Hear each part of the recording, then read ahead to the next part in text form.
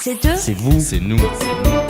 j'entreprends comme je suis. 100% entrepreneur. Sur We Do Biz. Insolent, insolite, Joël Singré. Aujourd'hui, ce que je vous propose, c'est de faire un chemin avec un chevalier blanc. Bonjour, Olivier. Bonjour Joël, Voilà. Olivier, comment s'appelle l'entreprise que tu as créée? j'ai créé une boîte qui s'appelle Notifidé. Notifidé. Voilà. Et l'activité de Notifidé, c'est laquelle? Notifidé est construit sur un business qui repose sur cette idée, cet adage, le diable se loge dans les détails. C'est-à-dire de se dire, Devils in Details. exactement, en fait, c'est de constater que finalement, le besoin de traçabilité des gens et des entreprises dans la vie des affaires comme dans leur vie privée est plus que évident, d'autant plus que les gens et les boîtes sont de plus en plus mobiles et que ça peut avoir un impact extrêmement sensible qui se traduit financièrement tant dans la vie, encore une fois, des boîtes que des gens.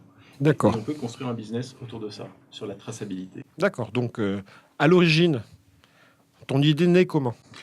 Mon idée naît au cours d'un incident assez marquant que j'ai connu dans ma première vie professionnelle, à savoir que le 15 septembre 2008, Lehman Brothers fait faillite. À l'époque, je suis responsable juridique d'une banque de marché qui était en position face à Lehman à hauteur de 6 millions d'euros.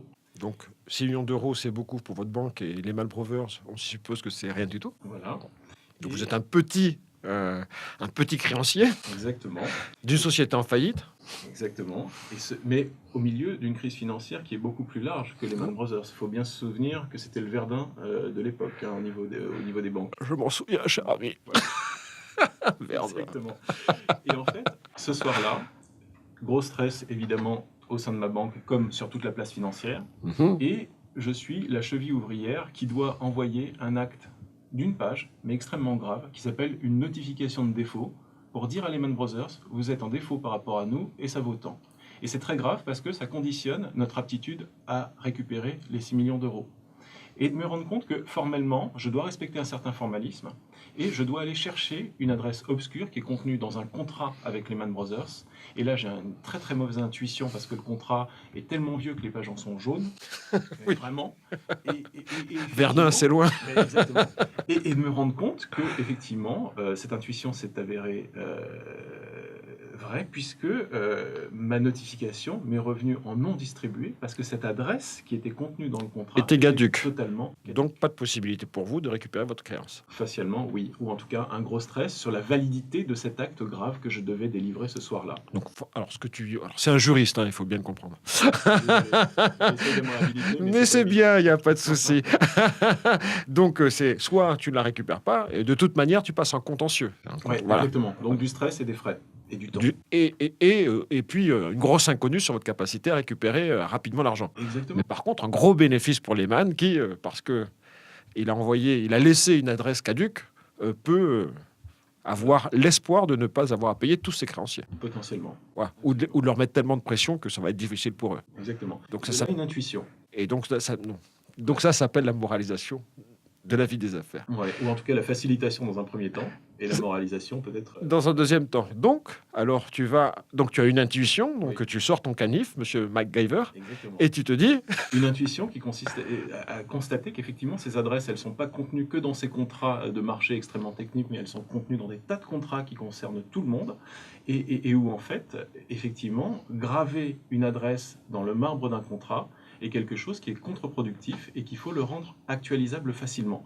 Et actualiser facilement une adresse, ce n'est pas s'envoyer des avenants qui ne vont jamais être signés, c'est simplement faire en sorte que le contrat s'adosse à Internet pour la gestion des adresses. d'accord. C'est-à-dire- Donc c'est rendre plus fluide, plus transparent, Exactement. des opérations qui bénéficient globalement à ceux qui sont tenants des contrats et qui ont plutôt intérêt à ce que les choses demeurent, en tout cas en ne regardant que leurs intérêts, plutôt floues, plutôt vagues. On peut le voir comme ça. On peut le voir comme On ça. peut le voir comme ça. Mais dans la vie des affaires, en dehors de la relation business to business, tu as des relations business et consommateurs finaux.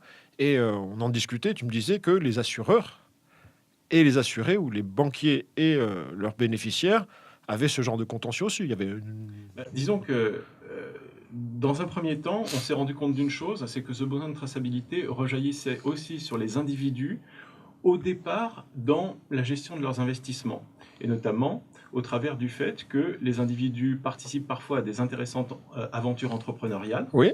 où ils investissent dans des levées de fonds de boîtes non cotées, Et donc, en tant qu'actionnaires, ils sont appelés à signer des pactes d'actionnaires. Alors là, je t'arrête. Ouais. Donc, en gros, s'il y a une levée de fonds assez importante et qu'on a besoin de la majorité des voix des actionnaires pour pouvoir faire la levée de fonds, et qu'il en manque un parce que l'adresse de localisation, c'est ça, C'est ça.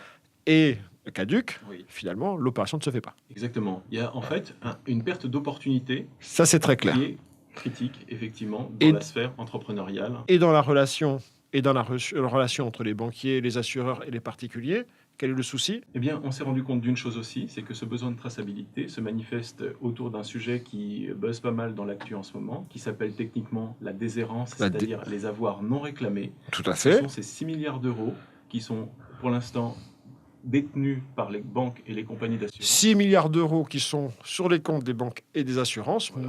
mais qui ne leur appartiennent pas. Qui sont effectivement, qui ont vocation à être remis à des particuliers qui ne se sont pas encore manifestés. Et dont on a du mal à retrouver les adresses. Exactement. Et donc 6 milliards d'euros pour les banques, c'est un... Ça commence à être un bon montant. Oui. On parle plus des 6 millions Des 6 millions de Lehman, on parle de 6 6 milliards. qui De ont tout- vocation à être réinjectés dans l'économie positive et dans la consommation. Mais qui ne le sont pas. Mais, sauf qu'un texte vient de passer Oui. qui oblige les banques et les entreprises d'assurance à redoubler de moyens s'agissant de retrouver ces bénéficiaires à peine de sanction. Donc la peine de sanction, c'est en gros, s'ils ne le font pas dans un délai imparti, ils ont une pénalité Sanctions plutôt financières importante. ou disciplinaires. Et on a eu un premier précédent, puisque 10 millions d'euros ont été infligés à une entreprise d'assurance qui était déficiente dans son organisation. D'accord. Et si malgré tout ça ne se fait pas, cet argent il a vocation à rester dans les comptes des banques ou... Non, justement, c'est aussi un des apports de cette nouvelle loi, c'est-à-dire que ces actifs devront être transférés à la Caisse des dépôts et consignations D'accord. et au terme d'un certain délai, être remis au budget de l'État. D'accord. C'est-à-dire que le but du texte, C'est d'enrichir qui, au l'État. départ, c'est ce que disent un certain nombre de détracteurs qui sont toujours, effectivement, qui ont un biais un peu caustique par rapport à cette organisation. Mais véritablement, effectivement, si rien n'est fait pour infléchir la courbe et permettre aux Français Ouais. de se réapproprier ce qui leur revient, Ils le Ça- récupèrent par le biais de leur État ça va protecteur. ben voilà, ça va être en redistribution, mais dans très très longtemps et de façon très Et très donc, que indirecte. vient faire notre chevalier blanc au milieu de ce jeu?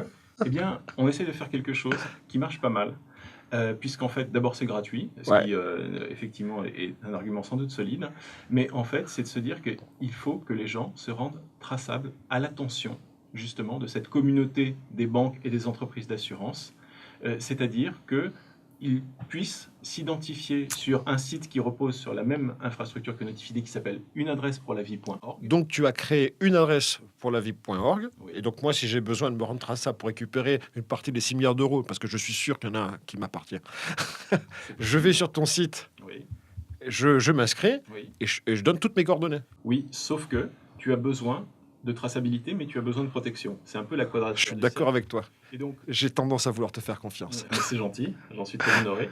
Mais simplement une chose, c'est que tu vas être visible en tant que nom, prénom et élément de date de naissance, D'accord. en sachant que par coquetterie, l'année va être masquée. Mhm. Mais pour autant, tes coordonnées ne seront visibles qu'à partir du moment où tu auras consenti à les rendre visibles de quelqu'un qui t'aura interrogé et qui t'aura exposé pourquoi. Autrement dit, on réalise la fusion entre les pages blanches qui sont trop visibles et la D'accord. liste rouge qui ne l'est pas assez, D'accord. en fait. Mais bon, je suppose, alors là, on va parler de ton business à toi. Je suppose que, bon, aller chercher tous les particuliers et leur permettre, et leur faire cette opération, c'est juste gigantesque. Tu le fais pas tout seul avec tes petites mains, rassure-moi. Non, on est quelques-uns. Ah. D'abord, ce qui est assez amusant, c'est que tout le monde nous aime bien. Les asso- Finalement. Finalement. Les associations de consommateurs, Oui. parce que d'abord on ne coûte rien et qu'on s'inscrit dans un dispositif qui fait du sens, et Ouais. ce d'autant plus qu'on est gratuit. D'accord. Mais aussi, curieusement, on pourrait dire, les banques et les entreprises d'assurance, parce qu'elles ont une pression très grosse des régulateurs, sinon elles se font taper dessus. Et finalement, leur donner de l'infrastructure supplémentaire qui va leur permettre de gagner du temps et donc d'économiser des budgets en jour homme qui sont affectés au traitement de cette obligation Qui sera et beaucoup quelque plus... chose qui les aide aussi. Ok. Donc, on est arrivé au bout de nos 9 minutes. On avait énormément de choses à dire et je suis assez content qu'on soit arrivé à démonter un peu la mécanique, bien que complexe. Et si j'ai une dernière question à te poser, c'est sur l'avenir. Comment tu imagines ton avenir en juste une petite phrase? Dans l'entrepreneuriat, à Oui, pousser mes projets le plus loin possible, voilà. mais en étant extrêmement ambitieux, parce qu'une adresse pour la vie, la traçabilité des gens, c'est pas du tout hexagonal. D'accord. Olivier, je te remercie. Je te souhaite vraiment bonne route Merci. et bon courage. Et puis, je suis sûr que tu vas réussir parce que je ne sais pas pourquoi. Tu es malin. C'est sympa et bienvenue sur une adresse pour la vie. Donc, J'y viendrai, j'y viendrai. j'espère bien. Quant à nous, auditeurs et téléspectateurs, puisque maintenant cette radio est une télé, on se revoit dans 15 jours pour Insolent Insolite. Merci.